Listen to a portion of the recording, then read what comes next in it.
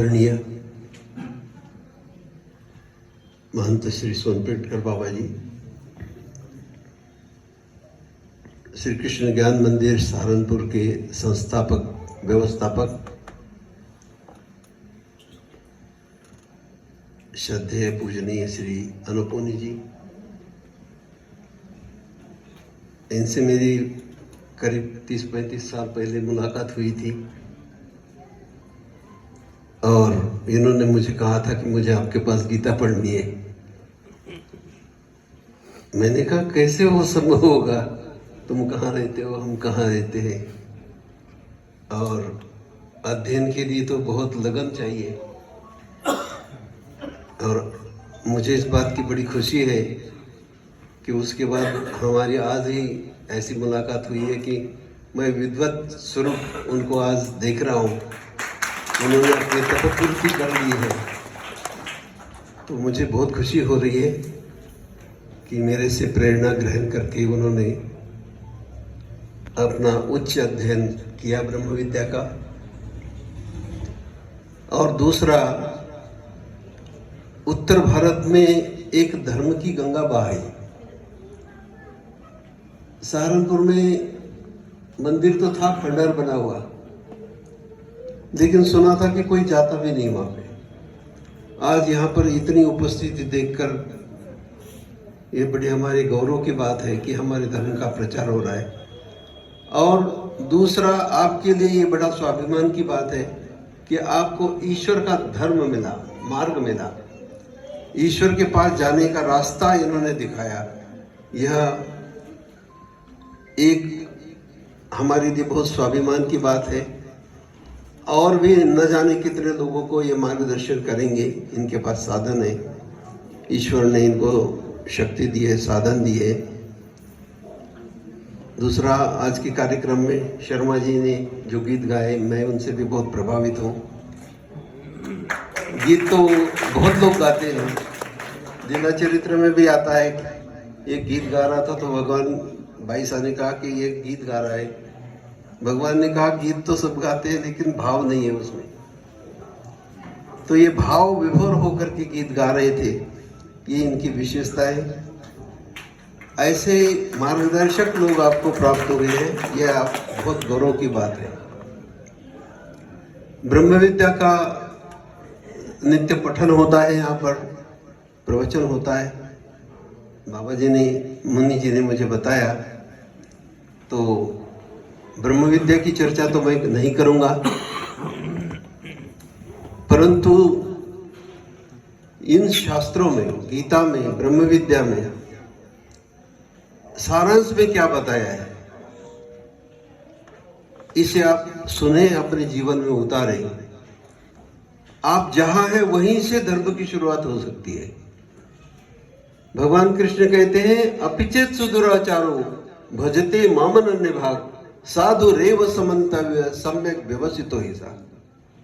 कितना दुराचारी हो, कहीं भी पड़ा हो, लेकिन कोई कलाकारी से उस पत्थर को देखता है तो उसमें से एक मूर्ति को आकार देता है और उस मूर्ति की पूजा होती है। इसलिए शास्त्र सब पढ़ने की आवश्यकता नहीं है। आप शास्त्र की एक दशीची धरली पूरे, शास्त्र की एक बात भी आपने स्वीकार की और उसके ऊपर आप चले तो आप परमात्मा तक पहुंच सकते हैं। माचिस के एक चिंगारी सारे संसार को जला करके राख कर सकती है, तो आप क्यों नहीं पहुंच सकते वहां तक? सब कुछ कर सकते हैं। एक स्थान पर मंदिर बन रहा था, उस मंदिर में कुछ लोग काम कर रहे थे। एक बुजुर्ग व्यक्ति आया, वहां से गुजर रहा था। उसने पूछा, एक कागज पेंसिल लेकर के कोई ड्रॉ कर रहा था, कुछ निकाल रहा था, भैया तुम क्या कर रहे हो? तो उसने कहा कि मैं इस मंदिर का नक्शा बना रहा हूं। दूसरे व्यक्ति को पूछा, वो पत्थर तराश रहा था। उसने कहा मैं तो अपना कर्म कर रहा हूं, मजदूरी कर रहा हूं। तीसरे व्यक्ति को पूछा तो वो कार सेवक था। उसने कहा कि मैं भगवान की सेवा कर रहा हूं। पहला व्यक्ति ज्ञान प्रधान है, ये ज्ञान योग है। दूसरा कर्म प्रधान है, वो कर्म योग है। और तीसरा व्यक्ति श्रद्धा समन्वित चित्त वाला है, वो भक्ति कर रहा है। तो कर्म करते हुए, सब कुछ करते हुए, एक ही कर्मों को हम 3 एंगल से देख सकते हैं, 3 परिवेश से हम देख सकते हैं। वैसे ही व्यक्तियों की भिन्नता होने के कारण हम लोग अलग अलग प्रकार के भाव, कोई कर्म कर सकता है, कोई ज्ञान अर्जन कर सकता है, कोई ज्ञान के ऊपर चल सकता है, तो कोई अपना चित्त वित्त काया, ये तिन्नी परमेश्वरा सर पावी, अपनी चित्त वित्त काया सब कुछ परमात्मा के चरणों में रख देता है। और इस प्रकार से उसके लगन लगती है। जैसे कि लीला चरित्र में अभी जिक्र आया था कि रिंगनीची फूले, एक जंगल के फूल उठा करके एक बेटी ने भगवान के चरणों में रख दिए। उसी को इतनी श्रद्धा से रखा कि उसने नहीं देखा कि ये जंगल के फूल है, इनमें सुगंध नहीं है, इनमें रंग भी नहीं है ठीक से, ये मैं भगवान के चरणों में कैसे अर्पित करूं। उसने तो अपना भाव अर्पण किया कि कुछ होना चाहिए। तो ये सभी जो चीजें दिखाई दे रही है, ये एक माध्यम है। माध्यम बहुत उत्तम नहीं होना चाहिए, भाव उत्तम होना चाहिए, भाव श्रेष्ठ होना चाहिए। भाव आपको पहुंचा सकता है। भगवान इन चीजों को ग्रहण करता है कि नहीं करता है, ये तो हम नहीं जान सकते, लेकिन भगवान आपकी श्रद्धा को, भाव को ग्रहण करता है। तो ये जो भाव है, ये सातत्य से आपके चित्त में होना चाहिए।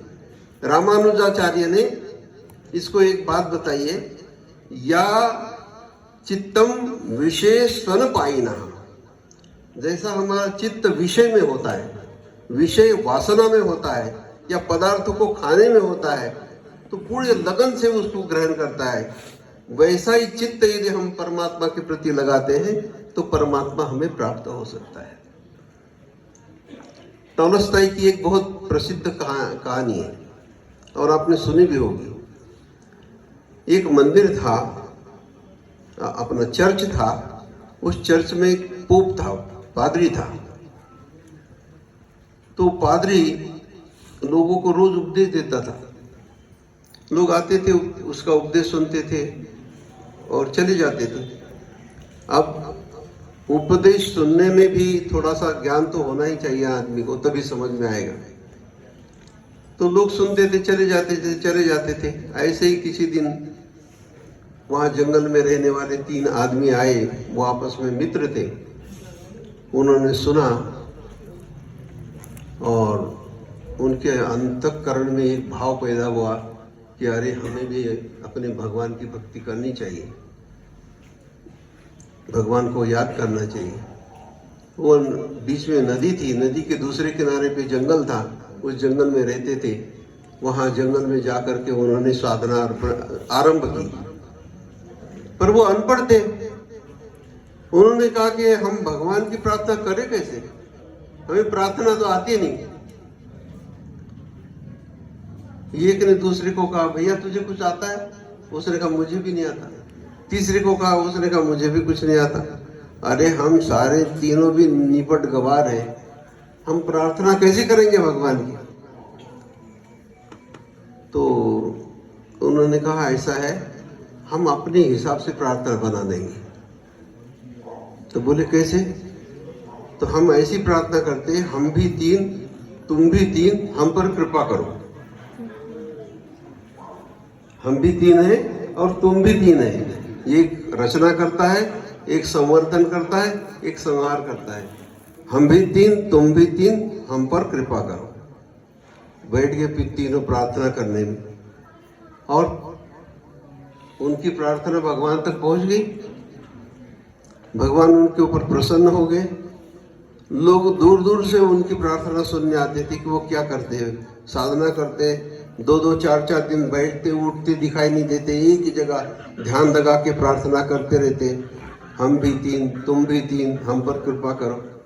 क्या प्रार्थना है! और कुछ उठते नहीं, पानी नहीं पीते, खाना नहीं खाते और भगवान का ध्यान करते रहते। इतनी लगन उनको भगवान के साथ लग गई। ये बात लोग उनका लोग वो भगवान का ध्यान करे, लोग उनका ध्यान करें, लोग उनको मिलने के लिए आए, वहां देखे तो ये किसी के प्रति देख भी नहीं, किसी को बोल भी नहीं रहे। ये वार्ता वहां पोप को पता चली, पादरी को पता चली कि अरे मंदिर में, वहां चर्च में लोग आ नहीं रहे, जा कहाँ रहे।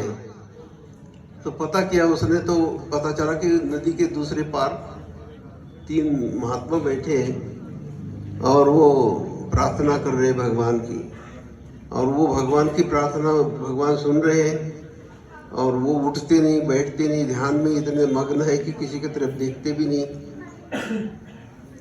और सब लोग वहीं पे जा रहे हैं उनको देखने, उनको मिलने, और उन लोगों की भी मनोकामनाएं पूर्ण हो रही है। तो उसने कहा कि मैं जाके देखूं एक दिन कि वो कैसे प्रार्थना करते हैं। उन्होंने प्रार्थना सीखी कैसे है, हमारे बगैर तो किसी को प्रार्थना आती नहीं, यहाँ सारे निपट गवार लोग हैं। तो एक दिन वो पादरी जो है वहाँ पे गया, उसने देखा कि वो तो आंखें भी नहीं खोल रहे, वो कुछ भी नहीं कर रहे, कुछ बुदबुदा रहे हैं, एक दूसरे की तरफ भी देखते नहीं है। तो उसने हिला डोला करके उनको कहा, भाई क्या कर रहे हो तुम। तो एक दूसरे की तरफ देखने लगी कि अब क्या बोले, ये इतना बड़ा आदमी आया है हमें पूछने, हम इसको क्या बताएं। तो सब एक दूसरे की तरफ देखे, बोले नहीं। अरे बोलो तो सही, तुम क्या कर रहे हो। बोले हम प्रार्थना कर रहे हैं। तुम प्रार्थना कैसे कर रहे हैं, तुम्हें प्रार्थना किसने सिखाई। तो शांत बैठे, वो बोले क्या, एक दूसरे की तरफ देख रहे कि आप बताए क्या इनको। बोले हमें प्रार्थना किसी ने नहीं सिखाई। तो फिर क्या प्रार्थना कर रहे हैं। तो बोले हमने सोचा कि अब प्रार्थना किससे पूछे, तो हम है 3 है, भगवान भी 3 है, तो हमने कहा कि हम 3 तुम 3, हम पर कृपा करो। बोले ये कोई प्रार्थना होती है। तो बोले प्रार्थना नहीं होती, तो आप बताइए कैसी प्रार्थना होती है। अब उन्होंने कहा कि ठीक है महाराज, आप बताइए कैसी होती है प्रार्थना। तो वो पादरी ने प्रार्थना बताई उनको कि ऐसा ऐसा ये मंत्र है, इसको ध्यान रटो तुम। उन्होंने बोला उसके सामने, वो आगे बोलता गया, वो पीछे बोलते गए। तो फिर उनका याद हो गया ना प्रार्थना, उनका हाँ ठीक है, हम आज से यही प्रार्थना करेंगे। तो वो जैसे ही पादरी चला गया तो वो भूल गए प्रार्थना, क्योंकि वो कोई पढ़े लिखे लोग नहीं थे। उन्होंने कहा क्या करें, अब प्रार्थना भूल गए हम। वो पहुंचा ही नहीं, वो उस नदी के किनारे पहुंचा ही होगा, तो ये पीछे से पानी के ऊपर से दौड़ते हुए जा रहे हैं। अरे भाई हम प्रार्थना भूल गए, आप प्रार्थना बताइए हमें। वो पीछे देखता है कि ये पानी के ऊपर से, नाव में बैठे नहीं कुछ नहीं, पानी के ऊपर से चल करके मेरे तरफ दौड़ते हुए आ रहे हैं। कमाल है, इनकी प्रार्थना पहुंची, मेरी प्रार्थना नहीं पहुंच सकती। उसने उनके पैर पकड़े कि नहीं भाई, प्रार्थना तो आपको आ रही है, प्रार्थना हमें नहीं आती। इसलिए आप अपने को ये ना समझे कि हमें कुछ आता नहीं है और हमारे से बहुत हम गुनाहगार है भगवान के। हमारे से बहुत पहला जीवन जो है वो नशे में गया है, पहला जीवन पैसे कमाने में गया है। अब हमारा भगवान कैसे स्वीकार करेगा। ऐसा कुछ नहीं है जीवन में। आपका भाव अपूर्व होना चाहिए। भाव, श्रद्धा जिसकी अच्छी हो, श्रद्धा जिसकी निर्मल हो, पवित्र हो, उसकी श्रद्धा ही पहुंचती है।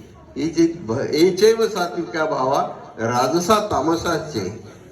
तो भावना जो होती है वो किसी की राजस होती है, किसी की तामस होती है, किसी की सात्विक होती है।